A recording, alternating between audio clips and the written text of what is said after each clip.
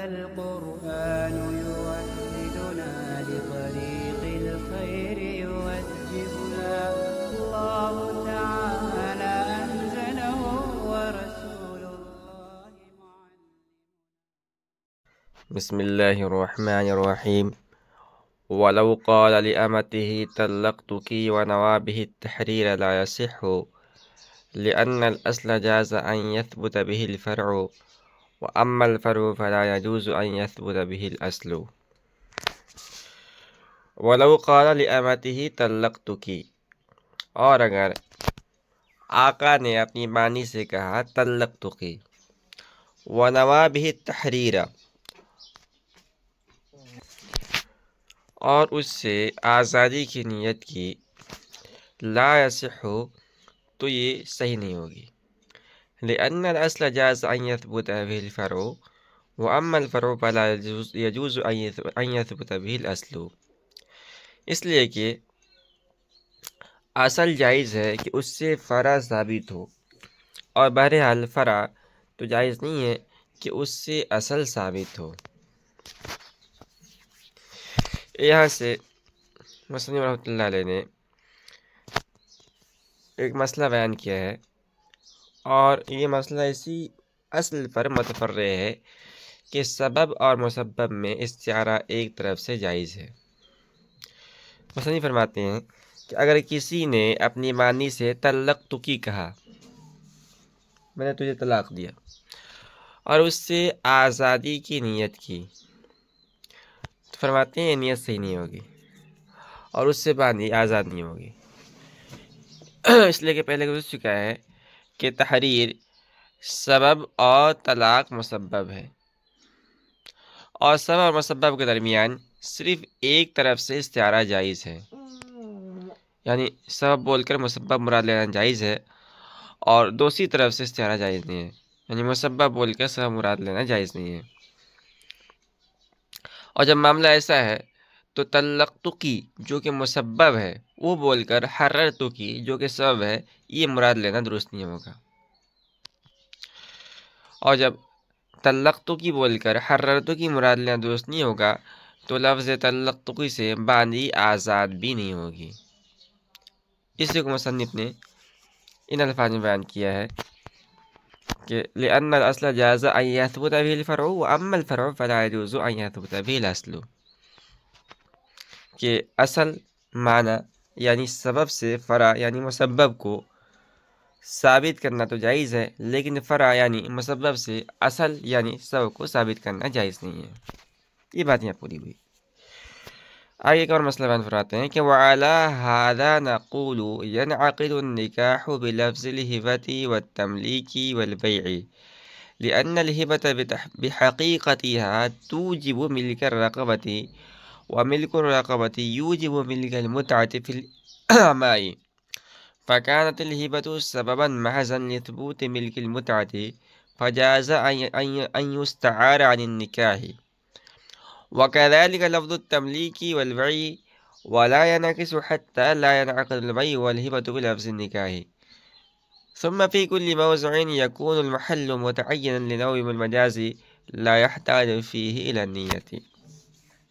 یعنی وعلى هذا نقول، اسی اصل پر ہم کہتے ہیں کہ ينعقد النكاح بلفظ الهبة والتمليك والبيع، کہ نکاح لفظ ہبہ، لفظ تملیک اور لفظ بیع سے منعقد ہو جائے گا.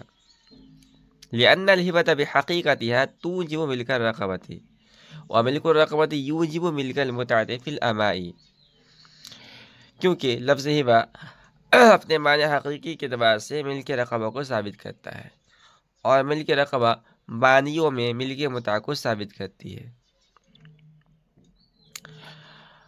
فكانت الهبة سببا محضا لثبوت ملك المتعة فجاز أن يستعار عن النكاح. لہذا ہبہ ثبوت ملک متع کے لیے سبب محض ہوگا، پس لفظ ہبہ کو نکاح سے مستعار لینا جائز ہوگا. وَكَذَلِكَ لَفْظُ التَّمْلِيكِ وَالْبَيْعِ، فرماتے ہیں کہ اسی طرح لفظ تملیک اور لفظ بیع یعنی سب نکاح منعقد ہو جائے گا، اور اس کی وجہ بھی یہی ہے. ولا ينعكس حتى لا ينعقد البيع والهبة بلفظ النکاح، اور اس کا برعکس نہیں ہوگا یہاں تک کہ بیع اور ہبہ لفظ نکاح سے منعقد نہیں ہوں گے۔ ثم في كل موضع يكون المحل متعينا لنوع من المجاز لا يحتاج فيه إلى النية، پھر ہر اس جگہ میں جہاں محل کسی قسم کے مجاز کے لیے متعین ہو اس میں نیت کی ضرورت نہیں ہوگی۔ مصنف فرماتے ہیں کہ اسی اصل پر کہ سبب کا استعارہ مسبہ اور حکم کے لیے جائز ہے، یعنی سبب بول کے مسبب مراد لینا جائز ہے، ہم کہتے ہیں کہ نکاح لفظ ہبہ، لفظ تملیک، اسی طرح لفظ بیع کے ساتھ منعقد کرنا جائز ہے۔ چنانچہ اگر کسی عورت نے دو گواہوں کی موجودگی میں کسی مرد سے کہا وَهَبْتُ نَفْسِي لَكَ، اور مرد نے کہا قبلت، تو فرماتے ہیں کہ نکاح منعقد ہو جائے گا۔ اسی طرح اگر عورت نے کہا بِعْتُ نَفْسِي لَكَ، اور مرد نے کہا قبلت، تو اس سے بھی نکاح منعقد ہو جائے گا۔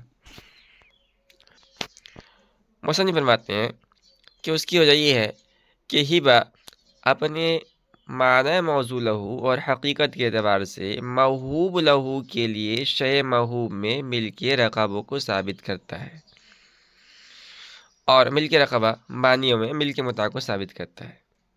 لہذا لفظ ہبہ چونکہ نہ تو ملک متاع کے لیے موضوع ہے اور نہ ہی ملک متاع اس کی طرف وجوداً اور وجوباً منسوب ہے، بلکہ لفظ ہبہ اس کی طرف مفضی ہے، یعنی لفظ ہبہ سے ملک متاع کا ثبوت ہو بھی سکتا ہے اور نہیں بھی ہو سکتا ہے۔ چنانچہ اگر باندی ہبہ کی گئی تو موہوب لہو کے لیے ملک متاع ثابت ہوگا، لیکن اگر غلام ہبہ کیا گیا تو موہوب لہو کے لیے ملک متاع ثابت نہیں ہوگی، اگرچہ ملک رقبہ دونوں صورتوں میں ثابت ہے۔ اور پہلے گزر چکا ہے کہ جہاں اس طرح کا معاملہ ہو وہاں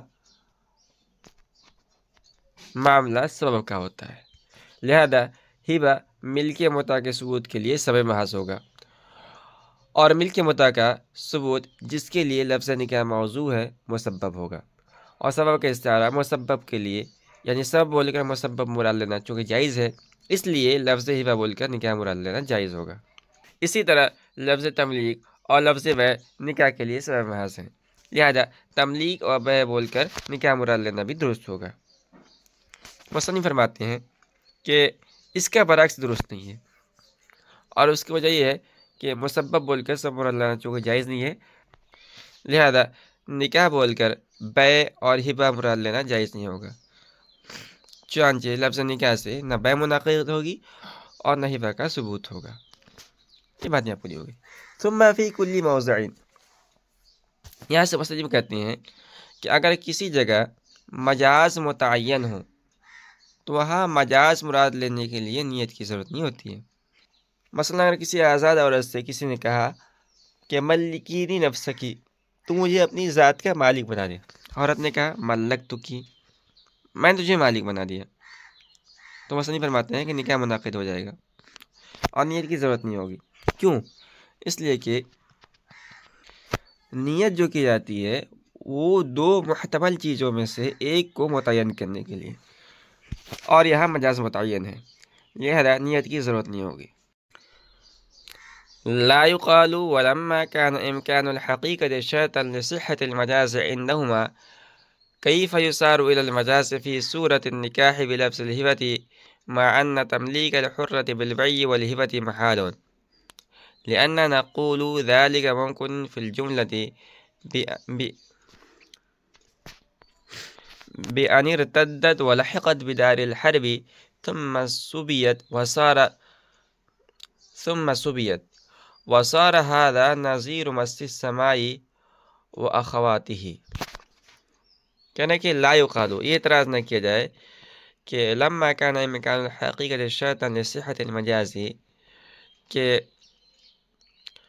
لما كان إمكان الحقيقة شرطا لصحة المجاز عندهما كيف يسار المجاز في سورة النكاح بلفظ الهبة، کہ جب صاحبین کے نزدیک مجاز کے صحیح ہونے کے لیے حقیقت کا ممکن ہونا شرط ہے، تو لفظ ہبہ کے ساتھ نکاح کی صورت میں مجاز کی طرف کیسے رجوع کیا جائے گا؟